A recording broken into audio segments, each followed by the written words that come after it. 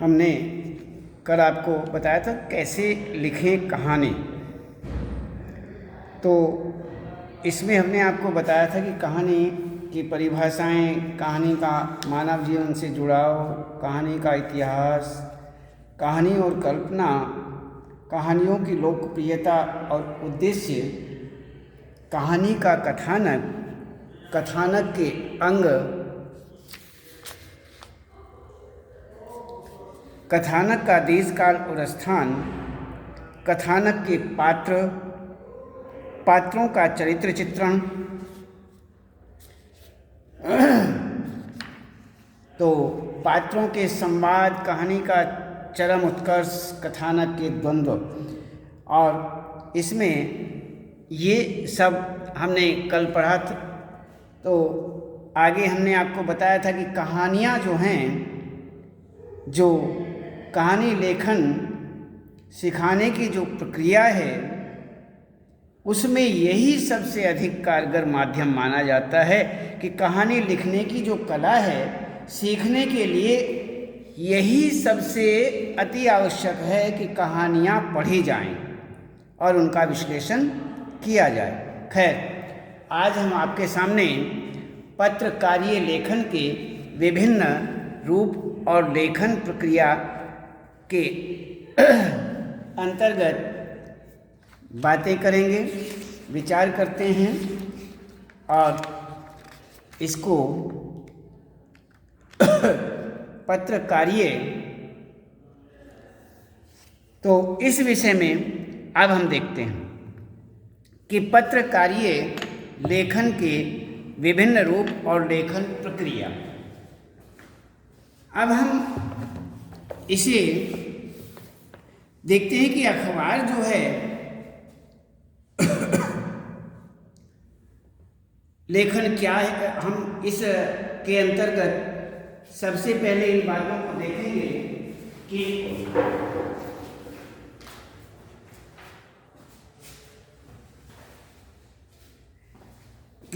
पत्रकारीय लेखन क्या है, समाचार लेखन और 6 प्रकार, फीचर कैसे लिखें, विचारपरक लेखन, लेख, टिप्पणियाँ और संपादकीय, जैसे आलेख, संपादकीय लेखन, संपादक का नाम, पत्र लेख आदि, साक्षात्कार अथवा इंटरव्यू, समाचार कैसे लिखा जाता है, फीचर क्या है, रिपोर्ट, विशेष रिपोर्ट कैसे लिखें, स्तंभ लेखन आदि। तो ये सारी स्थितियां इसमें आ जाती हैं।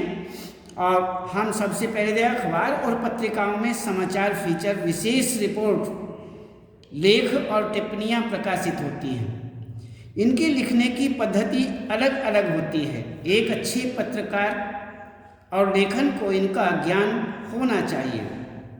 समाचार लेखन में 6 प्रकारों का ध्यान रखते हुए पिरामिड शैली का प्रयोग किया जाता है, जबकि फीचर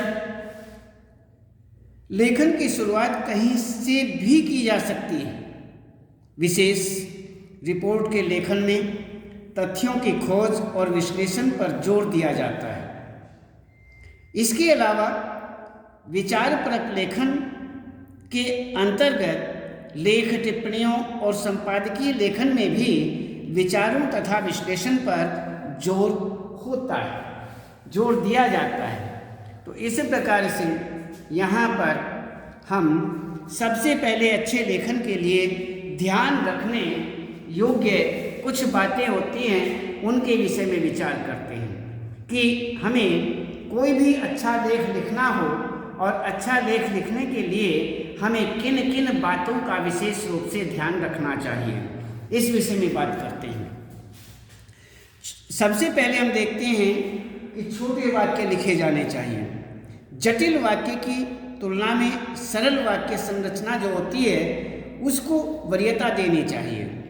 आगे कहते हैं कि आम बोलचाल की भाषा और शब्दों का प्रयोग करना चाहिए। गैर जरूरी शब्दों के इस्तेमाल से बचना चाहिए। शब्दों को उनके वास्तविक अर्थ समझकर ही प्रयोग करना चाहिए।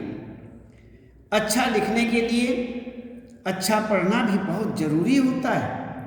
जाने माने लेखकों की रचनाएं हमें ध्यान से पढ़नी चाहिए, उन्हें पढ़ें और लेखन में विविधता लाने के लिए छोटे वाक्यों के साथ साथ कुछ मध्यम आकार के और कुछ बड़े वाक्यों का प्रयोग कर सकते हैं। इसके साथ साथ मुहावरों और लोकोक्तियों के प्रयोग से लेखन में रंग भरने की कोशिश करनी चाहिए, उसमें भी कोशिश करें। तो इसी प्रकार आगे कहते हैं कि अपने लिखे को दोबारा जरूर पढ़ें और अशुद्धियों के साथ साथ गैर जरूरी चीज़ों को हटाने में संकोच न करें। लेखन में कसावट बहुत जरूरी है। लिखते हुए यह ध्यान रखें कि आपका उद्देश्य अपनी भावनाओं, विचारों और तथ्यों को व्यक्त करना है, न कि दूसरों को प्रभावित करना। एक अच्छे लेखक को पूरी दुनिया से लेकर अपने आसपास घटने वाली घटनाओं, समाज और पर्यावरण पर गहरी निगाह रखनी चाहिए और उन्हें इस तरह से देखना चाहिए कि वे अपने लेखन के लिए उससे विचार बिंदु निकाल सकें। और एक अच्छे लेखक में तथ्यों को जुटाने और किसी विषय पर बारीकी से विचार करने का धैर्य होना चाहिए। तो इसी प्रकार से यहाँ पर ये अच्छे लेखन के लिए हमें इन बातों का विशेष रूप से ध्यान रखा जाना चाहिए। अखबार पाठकों को सूचना देने, पत्रकारीय लेखन क्या है। अब हम देखते हैं ये पत्रकारीय लेखन क्या है। अखबार पाठकों को सूचना देने, उन्हें जागरूक और शिक्षित बनाने तथा उनका मनोरंजन करने का दायित्व निभाते हैं। लोकतांत्रिक समाजों में वे एक पहरेदार, शिक्षक और जनमत निर्माता के तौर पर बहुत महत्वपूर्ण भूमिका अदा करते हैं। अपने पाठकों के लिए वे बाहरी दुनिया में खुलने वाली ऐसी खिड़की हैं जिनके जरिए असंख्य पाठक हर रोज सुबह देश दुनिया और अपने पास पड़ोस की घटनाओं, समस्याओं, मुद्दों और विचारों से अवगत होते हैं। अखबार या अन्य समाचार माध्यमों में काम करने वाले पत्रकार अपने पाठकों, दर्शकों और श्रोताओं तक सूचनाएं पहुंचाने के लिए लेखन के विभिन्न रूपों का इस्तेमाल करते हैं। इसे ही पत्रकारीय लेखन कहते हैं। जैसे पूर्वकालिक पत्रकार किसी समाचार संगठन में काम करने वाला नियमित वेतनभोगी कर्मचारी होता है। दूसरा अंशकालिक पत्रकार स्ट्रिंगर किसी समाचार संगठन के लिए एक निश्चित मानदेय पर काम करने वाला पत्रकार होता है। एक तीसरा फ्रीलांसर पत्रकार का संबंध किसी खास अखबार से नहीं होता, बल्कि वह भुगतान के आधार पर अलग अलग अखबारों के लिए लिखता है। तो इस प्रकार से यहाँ तो पत्रकारीय, ये वह पत्रकारीय किसे कहते हैं, क्या होता है। तो पत्रकारीय और साहित्यिक लेखन में क्या अंतर होता है, इस विषय में बात करते हैं। तो इसमें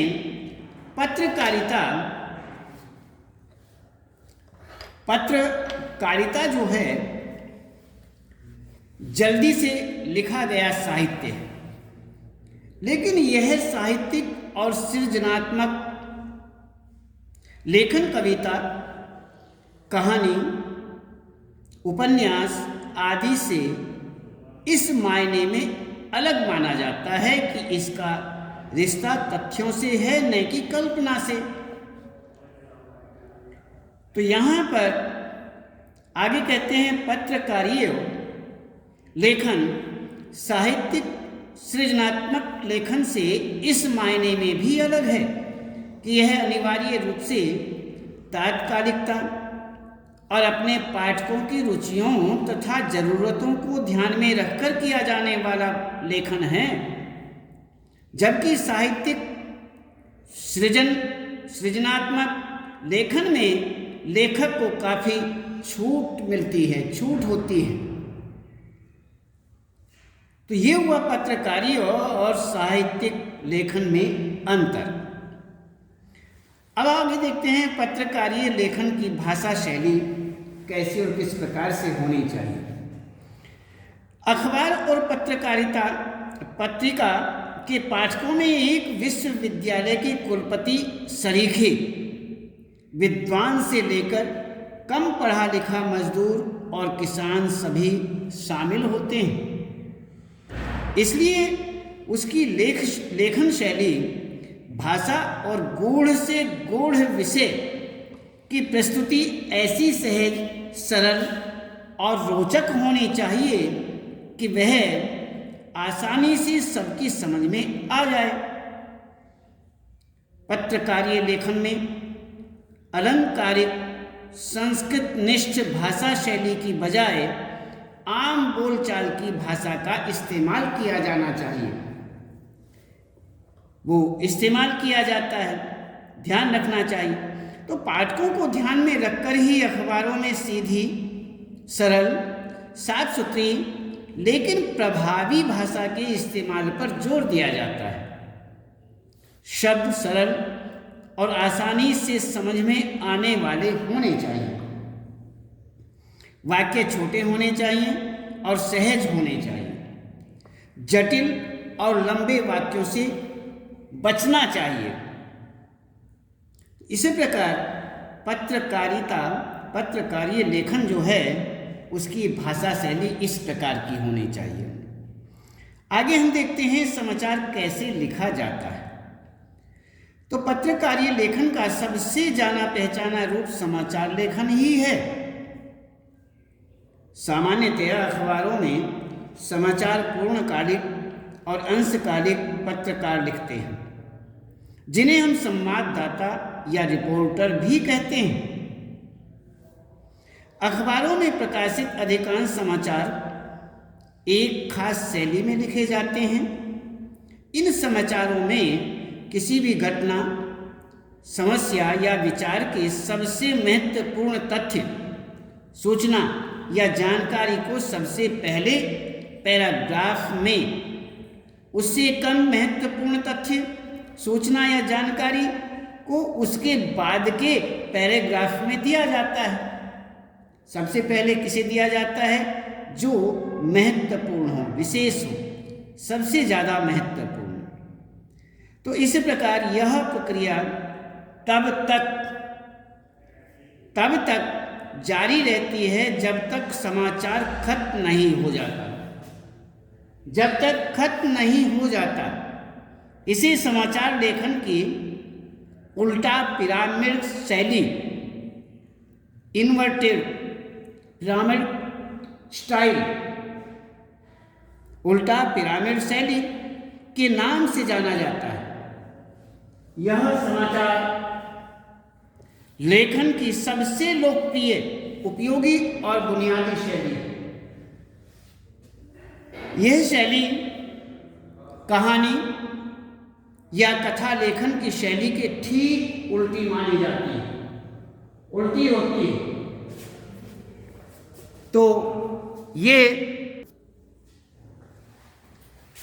तो इसमें हम आपको इस तरह से बता रहे थे कि समाचार कैसे लिखा जाता है। तो इसमें उल्टा पिरामिड, इस समाचार लेखन की उल्टा पिरामिड शैली के नाम से जाना जाता है। यह समाचार लेखन की सबसे लोकप्रिय, उपयोगी और बुनियादी शैली मानी जाती है। यह शैली कहानी या कथा लेखन की शैली के ठीक उल्टी मानी जाती है, जिसमें क्लाइमेक्स बिल्कुल आखिर में आता है। इससे इसे उल्टा पिरामिड इसलिए कहा जाता है क्योंकि इसमें सबसे महत्वपूर्ण तथ्य या सूचना यानी क्लाइमेक्स पिरामिड के सबसे निचले हिस्से में नहीं होती, बल्कि इस शैली में पिरामिड को उलट दिया जाता है। तो उल्टा पिरामिड शैली के प्रयोग की शुरुआत किस तरह से करते हैं, हम ये देखते हैं कि इस शैली का प्रयोग 19वीं सदी के मध्य से ही शुरू हो गया था, पर इसका विकास अमेरिका में गृह युद्ध के समय हुआ, जब संवाददाताओं को अपनी खबरें टेलीग्राफ के माध्यम से भेजनी पड़ती थीं। ये सेवाएं दुर्लभ, महंगी और अनियमित मानी जाती थी, जो ठप भी हो जाती थी। संवाददाताओं द्वारा खबरों को संक्षेप में देने के कारण इस शैली का विकास हुआ, जो लेखन और संपादन की सुविधा के कारण मानक शैली बन गई। इस प्रकार से यहाँ पर ये उल्टा पिरामिड शैली के प्रयोग की शुरुआत इस प्रकार से। अब हम देखते हैं समाचार लेखन और 6 ककार। ये समाचार लेखन किस प्रकार से और इसके भाग कौन कौन से 6 ककार माने जाते हैं, इसके विषय में विचार करते हैं कि किस प्रकार से समाचार लिखा जाता है, किन किन शीर्षकों में किस किस हिसाब से क्रम से लिखा जाता है। तो किसी भी समाचार के लेखन में 6 सवालों का जवाब देने की कोशिश की जाती है। 6 बातें स्पष्ट करने पर विचार किया जाता है, 6 बातें स्पष्ट की जाती हैं। तो वो 6 जो बातें हैं वह किस प्रकार से, क्या हुआ, किसके साथ हुआ, कहाँ हुआ, क्या हुआ, कब हुआ, किसके साथ हुआ, कैसे हुआ, कहाँ हुआ, क्यों हुआ, ये सारी बातें इसमें आती हैं। क्या, कौन, कहाँ, कब, कैसे, क्यों। अब हम देखते हैं इंट्रो से संबंधित ककार। इंट्रो से संबंधित 4 ककार हैं। ये ककार हैं क्या, कौन, कहाँ और कब। ये चारों ककार सूचनात्मक पहलुओं एवं तथ्यों पर आधारित होते हैं। किसी भी समाचार का इंट्रो इन्हीं 4 ककारों को आधार बनाकर 2-3 पंक्तियों में लिखा जाता है। बॉडी से संबंधित ककार, समाचार की बॉडी से संबंधित ककार में कैसे और क्यों का जवाब दिया जाता है। इनके जवाब में विवरणात्मक, व्याख्यात्मक और विश्लेषणात्मक पहलू पर जोर दिया जाता है। इसमें अलग अलग क्या, कौन, कहाँ, कब आदि। इसी ही प्रकार से हम यहाँ पर ये देखते हैं। तो ये सारी चीज़ें यहाँ पर आती हैं और हम इसको पूरा करते हैं। तो इसी प्रकार से यहाँ पर ये हुआ हमारा इंट्रो से संबंधित ककार, ये बॉडी से संबंधित ककार। तो इसमें अब हम समाचार में सूचना के स्रोत की जानकारी अवश्य देनी चाहिए। इसमें ये सारे के सारे समाचार जो हैं प्रत्यक्षदर्शियों और SHO सेक्टर से लिए इस प्रकार से उद्धृत किए गए हैं, बताए जाते हैं। और अन्य अब हम देखते हैं कि फीचर क्या होता है। फीचर अखबारों में समाचारों के अलावा भी अन्य कई तरह के पत्रकारीय लेखन छपते हैं। इनमें फीचर प्रमुख माने जाते हैं। समाचार और फीचर के बीच स्पष्ट अंतर होता है। फीचर एक सुव्यवस्थित, सृजनात्मक और आत्मनिष्ठ लेखन माना जाता है, जिसका उद्देश्य पाठकों को सूचना देने, शिक्षित करने के साथ मुख्य रूप से उनका मनोरंजन करना होता है। फीचर समाचार की तरह पाठकों को तात्कालिक घटनाक्रम से अवगत नहीं कराता। इसे हम फीचर क्या है इस संबंध में आपको बताया। फीचर की भाषा शैली संबंधी क्या क्या विशेषताएं होती हैं इस संबंध में देखते हैं।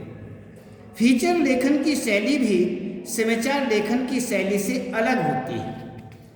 समाचार लेखन में वस्तुनिष्ठता और तथ्यों की शुद्धता पर जोर दिया जाता है, अर्थात समाचार लिखते हुए रिपोर्टर उसमें अपने विचार नहीं डाल सकता, जबकि फीचर लेखन के पास अपनी राय, दृष्टिकोण और भावनाएं जाहिर करने का अवसर होता है।